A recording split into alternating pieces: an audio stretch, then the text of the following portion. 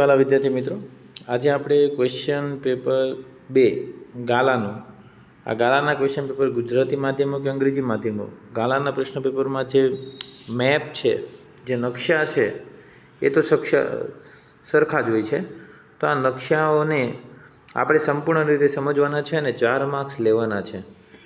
તો question paper 2ના નકશાથી શરૂઆત કરીશું. ક્વેશ્ચન નંબર 1નો તમને ઓલરેડી આપેલો છે. ક્વેશ્ચન નંબર 2ના નકશાઓથી શરૂઆત કરીએ તો an area the black soil તમારે બતાવવાની છે સૌથી પહેલાં.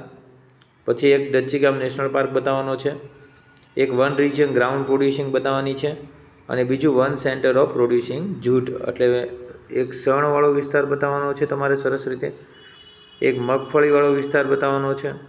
અને એક રાષ્ટ્રીય ઉદ્યાન અને એક કાળી જમીન વિશે બતાવવાનું છે. તો જોઈએ આપણે. તો આપણી પાસે બધું જ છે. તો જુઓ તમે, સરસ રીતે આપણે જોઈ શકીએ છીએ. આટલો વિસ્તાર છે એ કાળી જમીનનો છે. આટલો વિસ્તાર જે છે એ મગફળી એટલે ગ્રાઉન્ડનટ માટેનો છે. ઉપરનો વિસ્તાર તમે જુઓ તો આ ડચ્ચી ગામ છે, જે જમ્મુ કાશ્મીરમાં આવેલું એક રાષ્ટ્રીય ઉદ્યાન નેશનલ પાર્ક છે. અને હજી એક છે જૂટ. તમારે જૂટ બતાવવું છે એટલે શણ બતાવવું છે તો આ કલકત્તાના વિસ્તારમાં બતાવી શકો છો. આવી રીતે ચારેય બતાવીને તમે 4માંથી 4 માર્ક્સ મેળવી શકો છો. ક્વેશ્ચન પેપર 3 પ્રશ્નપત્ર 3માં જે આપેલો નકશો છે, મેપ છે, એ નકશાની આપણે વાત કરવાના છે. તો જોઈએ, એમાં પણ 4 વસ્તુ આપણે બતાવવાની થશે. જેવી રીતે માઉન્ટેન સોઇલ, જેને પર્વતીય જમીન કહીએ છીએ આપણે, ફોરેસ્ટ સોઇલ પણ. નેશનલ પાર્ક પણ આ વખતે બતાવવાનો છે, બંદીપુર, જેને રાષ્ટ્રીય ઉદ્યાન આપણે કહીએ છીએ. વન પેડી પ્રોડ્યુસિંગ રિજિયન એટલે ચોખા વિસ્તારને બતાવવાનો છે. અને one region of copper refining industry Ghatshila બતાવવાની છે. કોપર એટલે તાંબુની રિફાઇનરીની સિસ્ટમ બતાવવાની છે. તો સૌથી પહેલાં આપણે માઉન્ટેન સોઇલ જોઈએ, પર્વતીય જમીન, જે જમ્મુ કાશ્મીરમાં અહીંયા બતાવી શકો છો સરસ રીતે. પછી ઘાટશિલા, જે તમને ઝારખંડમાં જોવા મળશે, જે તાંબુ બને છે ના. બીજું સૌથી ઇમ્પોર્ટન્ટ તમારી પાસે છે પેડી રિજિયન, જે તમે આંધ્રપ્રદેશ પાસે પણ બતાવી શકો છો અને ઉત્તરાખંડમાં પણ બતાવી શકો છો. બંદીપુર, જ્યાં નીચે બોર્ડર ઉપર તમને જોવા મળશે રાષ્ટ્રીય ઉદ્યાન. આવી રીતે સરસ રીતે તમે બતાવીને માર્ક્સ મેળવી શકો છો. ચાલો, પેપર નંબર 4માં જોઈએ તો એમનો પણ આપણે વાત કરીશું હવે, મેપ અને નકશાની. તો પેપર નંબર 4માં તમે જુઓ તો એન એરિયા ઓફ ફોરેસ્ટ, પાછી તમારે જંગલની જમીન બતાવવાની છે. વેળાવદર નેશનલ પાર્ક એટલે વેળાવદર તમારે રાષ્ટ્રીય ઉદ્યાન બતાવવાનો છે. વન રિજન પ્રોડ્યુસિંગ જૂટ એટલે શણનો વિસ્તાર બતાવવાનો છે. અને one centre of railway engine manufacturing industry Chittaranjan બતાવવાનું છે, અથવા તો વારાણસી બતાવવાનું છે. એટલે રેલવેના ડબ્બા ક્યાં બને છે તેની પણ વાત છે આમાં. તો સૌથી પહેલાં આપણે વાત કરીએ તો ચિત્તરંજનની વાત કરીએ તો એ અહીંયા બને છે વેસ્ટ બેંગાલમાં.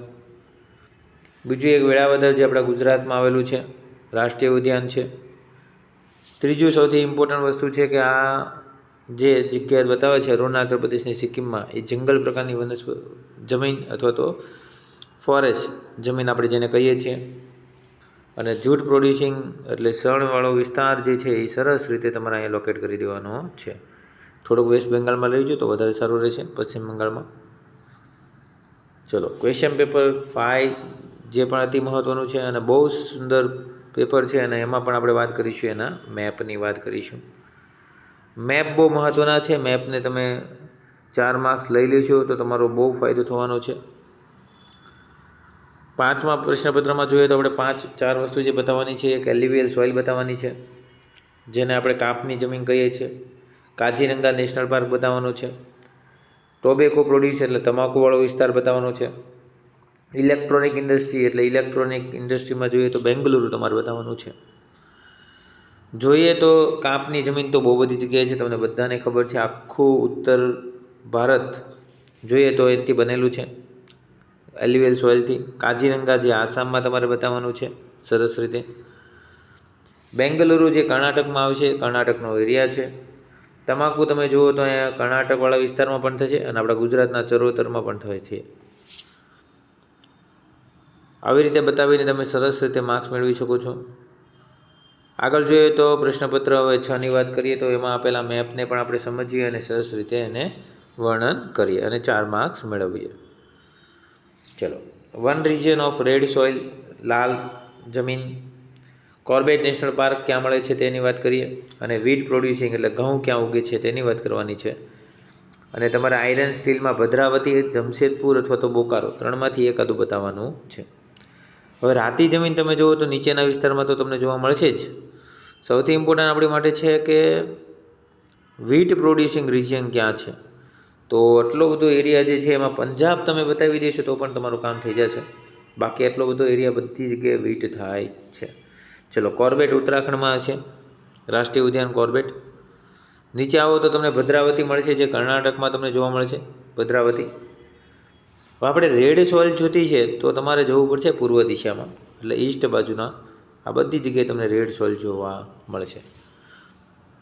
આ તો સરસ એવા તમારા 5 પ્રશ્નપત્રના ગાલાના સરસ એવા મેપનું સોલ્યુશન.